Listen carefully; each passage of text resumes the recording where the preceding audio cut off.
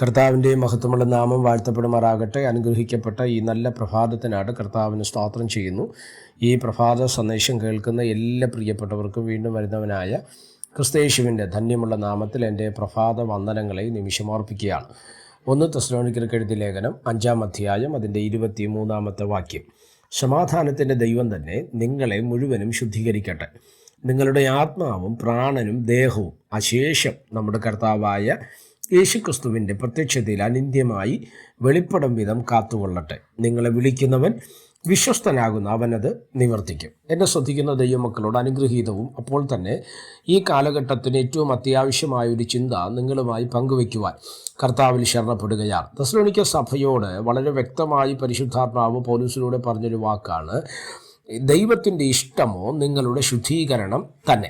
അപ്പം ശുദ്ധീകരണം എവിടെയെല്ലാമാണ് വ്യാപരിക്കേണ്ടത്? അതിന് 3 മേഖലകളെ ഇവിടെ നമുക്ക് കാണാൻ കഴിയുന്നുണ്ട്.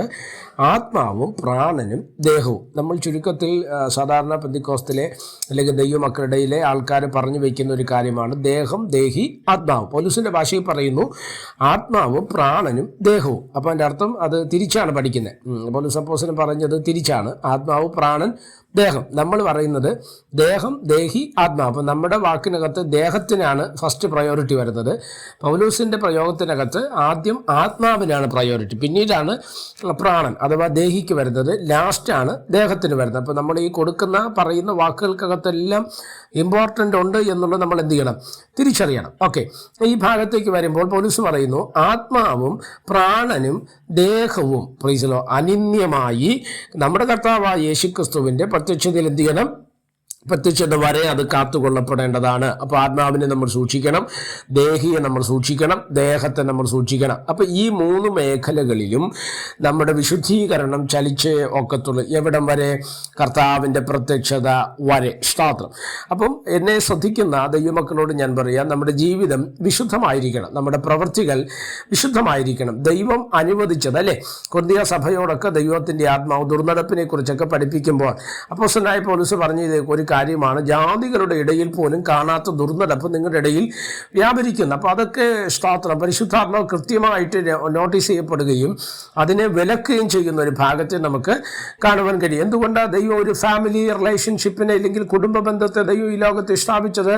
തിരുവചനം പറയുന്ന ദുർനടപ്പ് ഉണ്ടാകാതിരിപ്പാൻ ഓരോരുത്തരും സ്വന്തം ഭാര്യയും ഓരോരുത്തർക്ക് സ്വന്തം ഭർത്താവും ഉണ്ടായിരിക്കട്ടെ. അപ്പോൾ അത് ദൈവം അനുവദിച്ചു തന്ന ഒരു ബന്ധമാണ്. സ്തോത്രം. അതല്ലാതെയുള്ളതാണ് പാപവും അശുദ്ധിയിലേക്ക് നമ്മൾ എന്ത് ചെയ്യുന്നത്? വഴി നടത്തുവാൻ തക്കവണ്ണം ഇടവരുന്നത്. ഈ ലോകത്തിൻ്റെ ദൈവമായ പിശാച് ദൈവമക്കളായ നമ്മളെ പലപ്പോഴും വിശുദ്ധിയിൽ നിന്ന് അകറ്റി അശുദ്ധിയിലേക്ക് കൊണ്ടുപോകുവാൻ ശ്രമിക്കുമ്പോൾ നമ്മുടെ ആത്മാവും പ്രാണനും ദേഹവും സ്തോത്ര കർത്താവിൻ്റെ പ്രത്യക്ഷത വരെ അനിന്യമായി വെളിപ്പെടും വിധം പ്രൈസ് കാത്തുകൊള്ളട്ടെ. അപ്പോൾ ദൈവമാണത് സൂക്ഷിക്കേണ്ടത് അല്ലേ?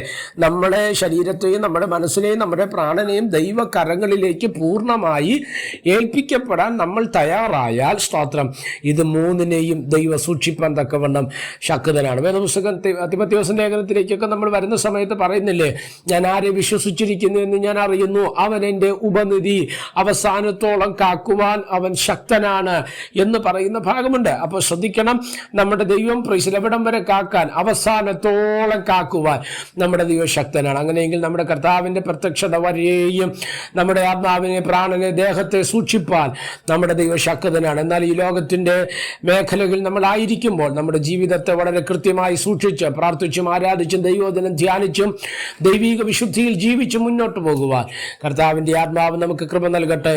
പ്രാർത്ഥിക്കാം. പരിശുദ്ധനായ ദൈവമേ, സ്വർഗീയ നല്ല പിതാവേ, ഈ സന്ദേശത്തിനാണ് സ്തോത്രം ചെയ്യുന്നത്. ഈ സന്ദേശം കേൾക്കുന്ന എല്ലാ പ്രിയപ്പെട്ടവരെ തൃക്കരങ്ങൾ തരികയാണ്. അവിടെ നിന്ന് ചിറകടി മറയ്ക്കുകയും സഹായിക്കുകയും അനുഗ്രഹിക്കുകയും ചെയ്യേണ്ടതിനായി പ്രാർത്ഥിക്കുന്നു. ആത്മീയ ഭൗതിക നന്മകളാൽ ദൈവം നിറയ്ക്കണം. പ്രതികൂല പ്രയാസങ്ങളിൽ നിന്ന് കർത്താവ് വിടുവിച്ചാട്ട് എല്ലാവിധ നന്മകളും നൽകി അവിടെ ഞങ്ങളെ പരിപാലിക്കേണ്ടതിനായി പ്രാർത്ഥിക്കുന്നു. സമസ്തവും ഏൽപ്പിക്കുന്ന മഹത്വം അങ്ങേക്ക് യേശു കർത്താവിൻ്റെ നാമത്തിൽ തന്നെ. ആമേൻ. എല്ലാവരെയും ദൈവം അനുഗ്രഹിക്കട്ടെ. God bless you.